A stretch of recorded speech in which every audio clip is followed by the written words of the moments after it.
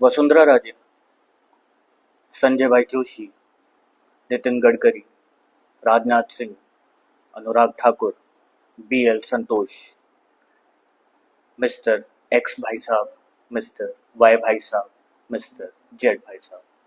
हाँ, भाजपा का राष्ट्रीय अध्यक्ष कोई भी हो सकता है, क्योंकि ये पार्टी किसी परिवार की नहीं, एक लोकतांत्रिक पार्टी है जिसके अंदर अगला अध्यक्ष कब, कौन और किसे बना दिया जाए, यह संशय खत्म होने का नाम ही नहीं लेता। This is Offbeat and Personal with Udit. Please like, share and subscribe the channel. नमस्कार। देश की सियासत का यक्ष प्रश्न बना हुआ है कि कौन बनेगा भाजपा का अगला राष्ट्रीय अध्यक्ष। हर राजनीतिक विश्लेषक, राजनीतिक जानकार चौक चौराहों पर चर्चा है कि ये भी बन सकते हैं, वो भी बन सकते हैं, समीकरण भी बताए जा रहे हैं, गणित भी बताई जा रही है, संपर्क भी बताए जा रहे हैं और बताया जा रहा है कि किसी का बनना तो बिल्कुल तय हो चुका है। खैर, हम आज आपके लिए कोई नाम तो लेकर नहीं आए हैं, पर हाँ, थोड़ी सी जिज्ञासा को शांत करते हुए, बहुत सारे कयासों को हवा देते हुए आज का वीडियो लेकर आया हूं मैं आपके लिए। आज की बात शुरू करेंगे कांग्रेस पार्टी से और कांग्रेस पार्टी में भी नेहरू के दौर की बात करेंगे। नेहरू का दौर मतलब आज़ादी हमें मिली थी। एक बार हैदराबाद के दौरे पर उनकी मुलाकात हुई तमिलनाडु के CM और उनकी पार्टी के नेता के कामराज से, जो लगातार 3 बार से वहाँ के मुख्यमंत्री थे। के कामराज ने अपनी मीटिंग में बैठते ही नेहरू को थोड़ा सा अवाक कर दिया, ये कहकर कि उन्हें ये लगता है कि लगातार सत्ता में रहने के कारण उनकी पार्टी राज्य में कमजोर होती जा रही है और आने वाले चुनाव में इसका असर साफ देखने को मिलेगा। इसीलिए वो मुख्यमंत्री का पद छोड़कर प्रदेश अध्यक्ष का पद लेना चाहते हैं। वो संगठन में खुद को झोंकना चाहते हैं, संगठन में वो काम करना चाहते हैं। नेहरू के लिए ये बड़ी अटपटी सी बात थी, क्योंकि मुख्यमंत्री तो हर कोई बनना चाहता है, पर मुख्यमंत्री से हटकर संगठन में काम करने वाला इंसान पहली बार उनके सामने खड़ा था। पंडित नेहरू के बारे में कई तरीके की बातें हमने सुनी हैं, पर उनकी अच्छी बातों में एक अच्छी बात ये थी कि उनकी राजनीतिक समझ बहुत शानदार थी। दूरदृष्टा सोच रखने वाले पंडित नेहरू ने तुरंत भांप लिया कि के कामराज के दिमाग में क्या चल रहा है। तुरंत उन्होंने उनसे कहा कि आप प्लान बनाइए, दिल्ली आइए और आप क्या करना चाहते हैं, अगर वो अच्छा हुआ तो हम उसे पूरे देश में लागू करेंगे। के कामराज तैयार बैठे थे। कुछ हफ्तों के अंतराल के बाद वो दिल्ली पहुंचे, नेहरू से मिले और नेहरू से मिलकर उन्होंने पहली बार साझा किया कामराज प्लान।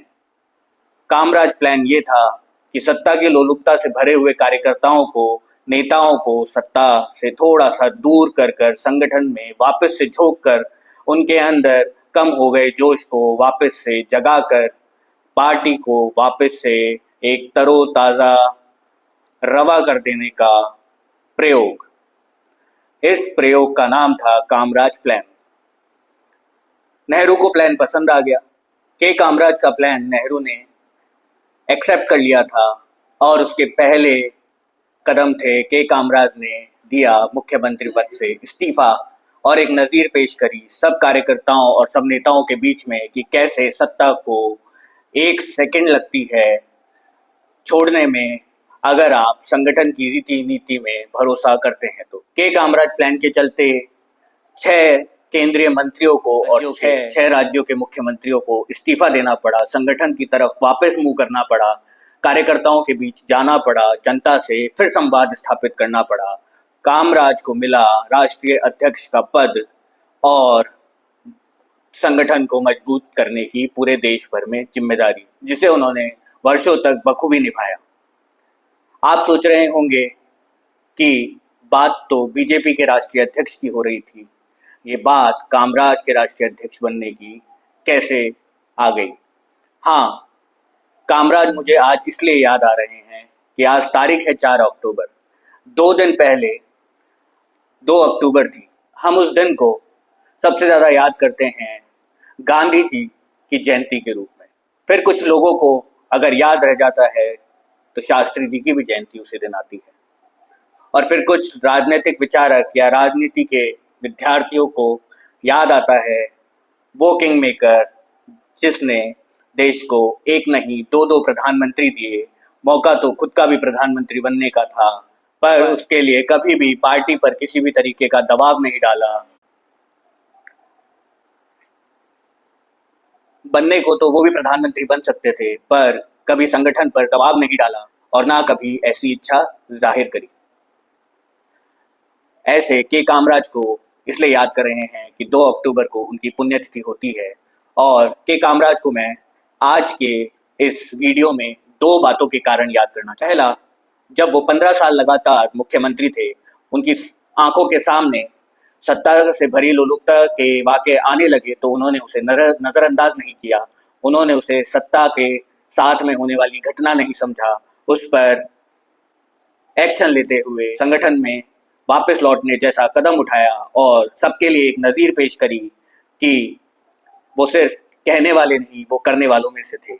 और दूसरी बात ये कि ऐसा राष्ट्रीय अध्यक्ष जिसने नेहरू के जाने के बाद बड़े बड़े कांग्रेसी दिग्गजों को धूल चटाकर पहले लाल बहादुर शास्त्री को प्रधानमंत्री बनने में मदद की, तो दूसरी बार जब मौका आया शास्त्री जी के जाने के बाद तो इंदिरा गांधी को प्रधानमंत्री बनने में फिर मदद की, चाहे फिर मोरारजी देसाई अड़ गए हों कि आज तो CWC में वोटिंग होकर रहेगी। के कामराज को पता था कि वोटिंग में कितने वोट इंदिरा को मिलेंगे और कितने वोट मोरारजी को। और ये प्रसंग और इनसे जुड़े ऐसे और प्रसंग किसी दिन के कामराज के ऊपर अलग से वीडियो बनाऊंगा, तो आपको बहुत कुछ बताने का मन है, विचार है, पर अब के कामराज की बात यहीं तक। अब बात करेंगे भारतीय जनता पार्टी की, जहां पर तैयारी चल रही है नए राष्ट्रीय अध्यक्ष को कुर्सी पर बिठाने की। माथापच्ची, बैठकों का दौर, भाग दौड़ और पता नहीं क्या क्या, या फिर ये सारी खबरें मीडिया के लिए हैं, तय तो कुछ बहुत पहले ही हो चुका है। तो बात करते हैं अब आगे भाजपा के अगले राष्ट्रीय अध्यक्ष। भारतीय जनता पार्टी जिसके रूप स्वरूप बदले पर एक चीज कभी नहीं बदली, उसके विचारवान कार्यकर्ता। लंबा संघर्ष देखा, 4 सीटों से पार्टी धीरे धीरे कर कुछ राज्यों में सरकारों में आई, कहीं गठबंधन किया तो कहीं किसी दल के साथ गई। धीरे धीरे सत्ता में आती आती लोगों के बीच में प्रचार करती हुई एक बहुत बड़ा, विश्व का सबसे बड़ा राजनीतिक दल बन गई। संघर्ष किया, कई आंदोलनों को समर्थन दिया। जो लोग मुख्य धारा में रहे उन्हें हम बीजेपी के कार्यकर्ता के तौर पर जानते हैं। जो लोग मुख्य धारा में ना रहकर सिर्फ विचार को समर्थन देते रहे उन्हें हम विचार परिवार के स्वयंसेवक के रूप में जानते हैं। और इस संघर्ष से मिला भाजपा को एक मजबूत कार्यकर्ताओं का कैडर। वो कार्यकर्ता जो ना धूप देखता है ना बस बरसात देखता है, राष्ट्र सेवा, राष्ट्र निर्माण और विचार के लिए अपनी जान तक दे देता है। चाहे फिर वो केरला हो, चाहे वो कोई और जगह हो। विचार मजबूत होना चाहिए, पार्टी मजबूत होनी चाहिए। और इसीलिए 2014 के अंदर जब ऐसे निष्ठावान कार्यकर्ताओं को मिला एक लोकप्रिय नेतृत्व, तो नतीजा निकल के आया 282 सीटें अकेले भाजपा ने जीतकर, और भाजपा नरेंद्र मोदी के नेतृत्व में सरकार बनाई। 2014 में क्या बदला? 2014 में ये बदला कि नरेंद्र मोदी ने हमारे जीवन की छोटी छोटी चीजों को, जिनको हम भी नजरअंदाज करते हैं, उन छोटी छोटी चीजों को जन आंदोलन में तब्दील किया। कार्यकर्ता के अंदर इतने सालों से जिस जलालत को वो सहन कर रहा था, उसको आत्मविश्वास में बदला। वो कार्यकर्ता जिसने कांग्रेस के राज में कई तरीके के दमन झेले, इमरजेंसी देखी, वो कार्यकर्ता जिसने कई तरीके के कानूनी दावपेच झेले, उस कार्यकर्ता के अंदर आत्मसम्मान जागा, उसके अंदर जोश जागा, और वो जोश दुगना हो गया। 2019 आते आते इतना दुगना हो गया कि पहली बार तो 282 सीटें आई थी, दूसरी बार इकलौती किसी भी गठबंधन की जरूरत नहीं थी, फिगर संख्या पहुंच चुकी थी 303। कार्यकर्ता की मेहनत रंग लाई थी, उनका नेता फिर से प्रधानमंत्री बना था। और फिर आया 2024 का हाल में खत्म हुआ विचित्र लोकसभा चुनाव। मैं हमेशा इस लोकसभा चुनाव के आगे विचित्र लगाता हूं, क्योंकि कई ऐसी चीजें हैं जो इस चुनाव में बड़ी विचित्र हुई। सबसे पहले तो इसका नतीजा, 303 सीटों वाली पार्टी 240 सीटों पर सिमट कर रह गई।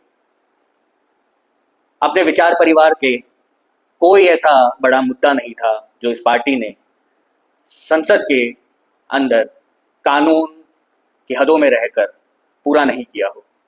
फिर भी 400 पार का नारा देकर 240 पर सिमटती भाजपा, ये विचित्र है। मैं हमारे प्रधानमंत्री मोदी जी को थोड़ा सा भी क्रिटिसाइज नहीं करूंगा। जितनी सीटें उन्हें मिली थी 2019 में 303, उन सीटों से वो जितना कर सकते थे उतना उन्होंने किया। जो जो वर्षों से भारत माँ के सीने पर जख्म नासूर बन गए थे, उन पर मरहम लगाने का काम नरेंद्र मोदी सरकार ने 2019 के बाद लगातार किया।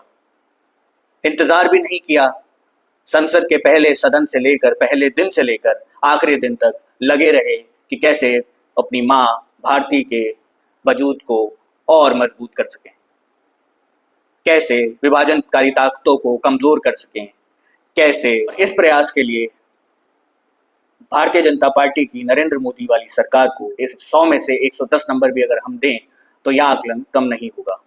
तो फिर क्या कारण रहे? फिर वो क्या कारण रहे कि जिस पार्टी को 400 सीटें आनी चाहिए थी वो 240 पर सिमट कर रहे? एक बहुत लंबी चर्चा के बाद में और बहुत सारे अनुभवी कार्यकर्ताओं से चर्चा के बाद में और पिछले लोकसभा चुनाव के अंदर अपनी आंखों से देखने के बाद में मैंने कुछ कारण चिन्हित किए हैं। अगर आप वीडियो के इस हिस्से तक आए हैं, आप उन्हें नोट डाउन करना चाहें आप उन्हें नोट डाउन कर सकते हैं, नहीं तो मैं आपकी सहूलियत के लिए एक शॉर्ट बनाकर उसे अलग से अपलोड कर दूंगा, आप उसे भी काम में ले सकते हैं। पॉइंट वाइज हम आगे बढ़ेंगे। पहला पॉइंट इसमें वही आता है जिसको देख करके कामराज ने अपनी मुख्यमंत्री की कुर्सी छोड़ी थी, सत्ता लोलुपता की प्रवृत्ति। दूसरा पॉइंट, अगर सत्ता में भागीदारी नहीं तो सुप्त अवस्था में जाकर पार्टी की जड़ों पर पलीता लगाने का काम इस चुनाव में बहुत अच्छे से बहुत लोगों ने किया। सत्ता में लंबे समय से रहने के कारण तकरीबन 10 साल कार्यकर्ता से दोयम दर्जे का व्यवहार, उसके द्वारा दिए जा रहे फीडबैक के द्वारा कही जा रही बातें, एक लाइन कहकर उसको चुप करा देना कि तुझे मोदी जी से ज्यादा पता है क्या। शायद हमारे प्रधानमंत्री को भी नहीं पता होगा कि उनके नाम का इस तरीके से गलत इस्तेमाल जमीन पर कई नेताओं ने। लोकसभा उम्मीदवारों के लिए सबसे महत्वपूर्ण चुनाव कार्यालय पर ऐसे ऐसे लोगों को बिठाया गया, ऐसे ऐसे लोगों को योजनाएं बनाने का मौका दिया गया, जिनका अगर जीवन का अनुभव उठाकर देखें तो शायद किसी ने अपने कॉलोनी का चुनाव भी नहीं लड़ा होगा। मैं ये नहीं कहना चाहता कि वो अनुभवहीन है, पर मैं ये कह देना चाहता हूँ कि इस पार्टी के अंदर तो फौज भरी हुई है अनुभव से लबरेज कार्यकर्ताओं की। उनको पूछा क्यों नहीं गया, किसी ने उनके दरवाजे पर दस्तक क्यों नहीं दी कि चुनाव आया है, महत्वपूर्ण चुनाव है, मोदी जी को तीसरी बार 400 पार लेकर जाना है। क्यों, या वो कौन लोग थे जिन्हें ये लगा जा खटखटाने की जरूरत नहीं है, किसी के घर जाने की जरूरत नहीं है, प्रचार करने की जरूरत नहीं है, फ्लैक्स होर्डिंग पोस्टर लगाने की जरूरत नहीं है, मोदी जी का नाम और मोदी जी का काम हमें चुनाव जिता जाएगा। इवन मैं तो ये भी कहूंगा कि चुनाव वाले दिन मतदाता को घर से निकालने तक का प्रयास करने की इच्छा नहीं थी बहुत सारे लोगों की। बड़ी बड़ी जिम्मेदारियों को अपने कंधे पर लिए, कागज पर मिली एक्स प्रभारी, वाई प्रभारी, जेड संयोजक के बड़े बड़े तमगे लिए, भारी भारी दुपट्टे भाजपा के चिन्ह वाले लगाकर जनसंपर्क के नाम पर निकल तो गए, पर जनसंपर्क किया नहीं।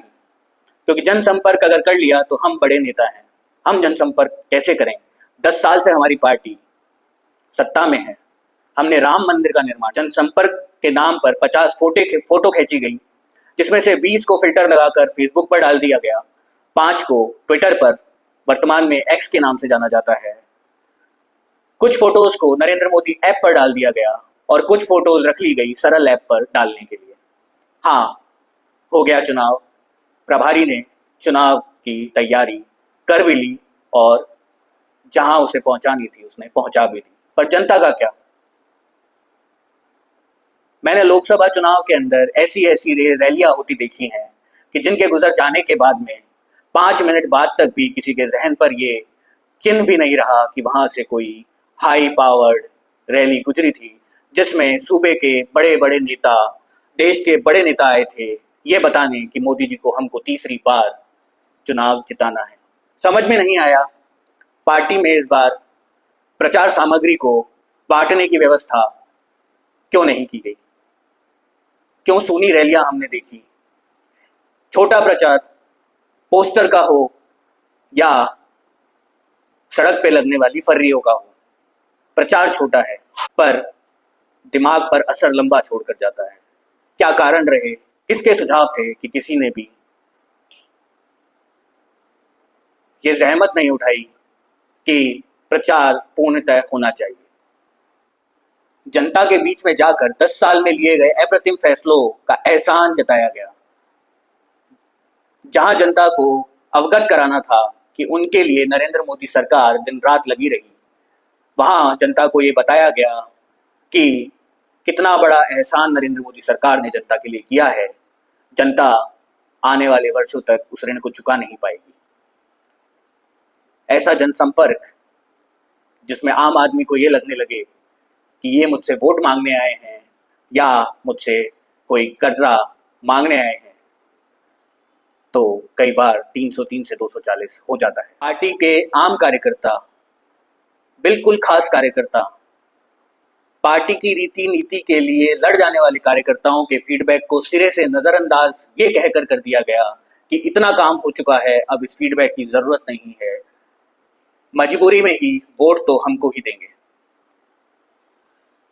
हाँ, ये ऐसे कारण मैं गिना रहा हूं, अगर आप इस वीडियो को देख रहे होंगे कि ये किस तरीके के अटपटे कारण मैं गिना रहा हूं, पर धरातल पर अगर आप जाकर बात करेंगे तो हर एक कार्यकर्ता इन्हीं कारणों से परेशान रहा पूरे चुनाव। विस्तारवाद की नीति के तहत झुंड के झुंड कांग्रेस पार्टी से भर्ती किए गए भाजपा में, गुलदस्तों के साथ में बहुत सारी जिम्मेदारी भी उन्हें दे दी।